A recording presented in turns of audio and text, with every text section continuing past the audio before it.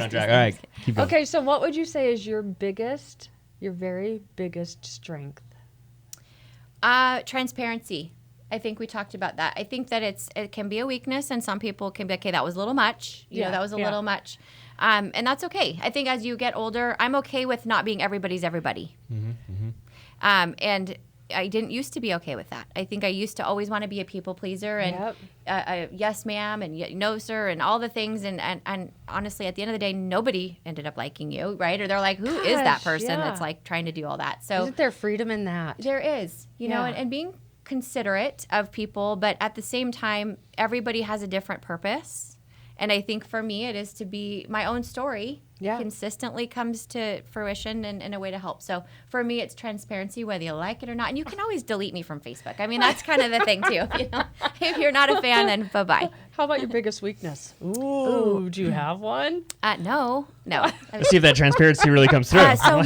Being a perfectionist, you know, there's so many to choose from. I have a short temper.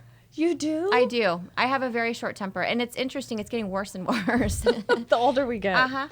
And we were talking about this before, but I'm really, really great in the environment of business. We were talking when I have my high heels on and I'm in business, it's all about lists. And I'm a driver. I like to have accomplishments. I don't leave the day without every email being checked, every person being called back. I have my to-do. I physically write out my list before I leave. My desk needs to look ready for tomorrow. Yep. That is me in a nutshell.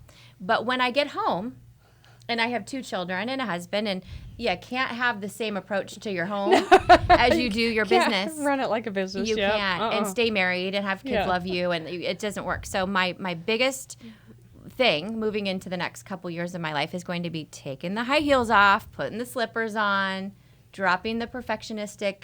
Yeah, because it's a wonderful day in the neighborhood. And you got to take off the coat and put the sweater on when you get home. Is that why Mr. Rogers did that? Yeah. I think it's super good. Take off work. Yeah.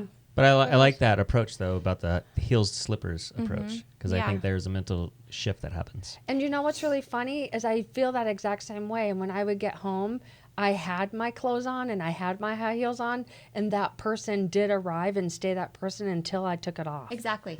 It's like you put it on in the morning, and when you got home, you had to take it off in order to change that role. You do. Yeah. And, you know, it's interesting when you actually go, well, how did that actually work out for you? Yeah. I mean, do you kids like being around you? Yeah, no. Half the time they're like super excited to go to their dad's because it's just laid back, and you know, he would argue that it's not, but it is. It's just kind of a free-for-all, and there's a time and a place for all that. And I think that balancing that is going to be always going to be my hard thing.